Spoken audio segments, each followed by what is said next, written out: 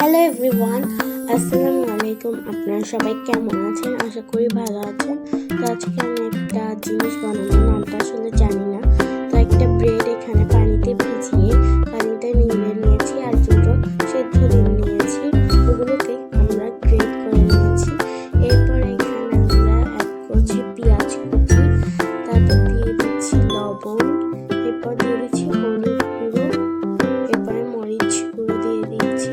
আরেকটা কথা বলে রাখি, এই কথাটা আমি আগে একটা ভিডিওতেও বলেছি, আমি কাঁচামরিচ খাই না, তাই স্কিপ করি। তো আপনারা চাইলে দিতে পারেন। এরপর আমরা দিয়েছি এখানে ধনিয়া গুঁড়ো আর জিরা গুঁড়ো।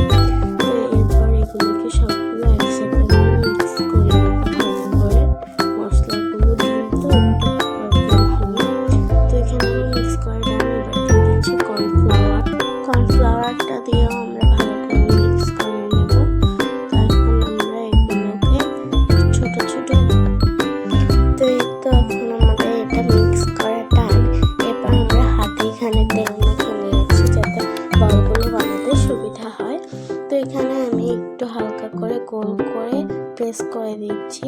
আপনারা চাইলে অন্য কোনো শেপও দিতে পারেন, আমার এভাবেই সুবিধা হচ্ছে তাই আমি এভাবেই দিচ্ছি। তো এখন আমি সবগুলো বল বানানো ডান। তো এখানে আমি তেলটাকে গরম করে নিয়েছি। ব্যাকগ্রাউন্ডটা একটু স্কিপ করে কালো কালো দেখাচ্ছে, আসলে